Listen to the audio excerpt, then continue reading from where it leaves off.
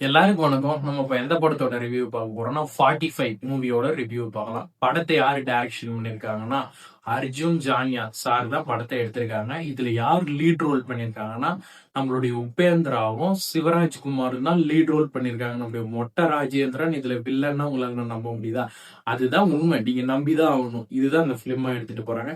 படத்தினோட கதை பாத்தீங்கன்னா, கடவுள் ஒரு ஃபைட் பண்ணா எந்த மாதிரி ஆயுதத்தை வச்சு பயன்படுத்துவாங்க, அதே மாதிரி இப்ப இருக்கிற ஜெனரேஷன்ல எப்படி ஒரு ஆயுதத்தை ஹேண்டில் பண்றது அப்படின்னு சொல்லிட்டு இந்த பிலிம்ல ஃபர்ஸ்ட் ஹாஃபா கொடுத்திருக்காங்க. செகண்ட் ஹாஃப்ல என்ன மாதிரி நடக்குதுன்னா, உபேந்திராவும் நம்மளுடைய சிவராஜ்குமார் சாரும் சேர்ந்துகிட்டு ஒரு கன்னை கடவுளா இருக்கக்கூடிய சூலாயுதமாகவும் ஒரு புல்லட் ப்ரூஃப ஒரு வேலாவும் பயன்படுத்தி ஷூட் பண்ணிக்கிட்டு இருக்காங்க. யாரு? நம்மளுடைய மொட்டை ராஜேந்திரன். அவர் ஒரு பாம்பா இருக்கக்கூடிய ஒரு ஆயுதத்தை பயன்படுத்தி இவங்களை அட்டாக் பண்றாங்க. இவங்க ரெண்டு பேரும் ஏன் அட்டாக் பண்றாங்க அப்படின்றதுதான் ரொம்ப த்ரில்லு.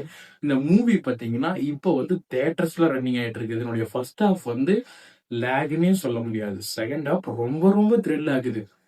படத்துல ஒரே ஒரு சீன் சொல்ற மாதிரி உங்களவே யோசிக்க வச்சிரும்.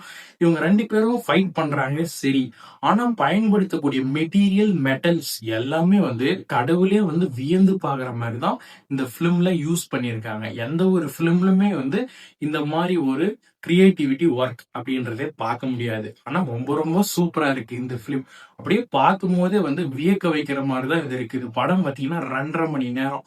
எந்த ஒரு யோசனையுமே இல்லாத படத்தினுடைய ஒரே ட்ராக்ல போகக்கூடிய ஒரே பிலிம்னா 45 அப்படின்னே சொல்லலாம். இந்த மூவியை பார்க்கும்போது எனக்கு ரொம்ப ரொம்ப பிடிச்சிருச்சு. என்னுடைய பர்சனல் ஒப்பீனியன் பார்த்தீங்கன்னா, நான் எல்லாருமே பார்க்கலான்னு தான் சொல்லுவேன். டைரக்டருக்கா இருக்கட்டும், ஒரு கிரியேட்டர் ஒர்க்கர்ஸ்க்கா இருக்கட்டும், ஏத்த பிலிம்னே சொல்லலாம். ஒரு ஃபைட் த்ரில்லருக்கான ஒரு பிலிம்னா இந்த 45 தான். ஸ்டார் ரேட் பார்த்தீங்களா, 10/6 கொடுக்கலாம். உங்களுக்கு நான் என்ன சொல்றேன்னு புரியும்னு நினைக்கிறேன். மறுபடியும் அடுத்த பட ரிவ்யூல பார்க்கலாம்.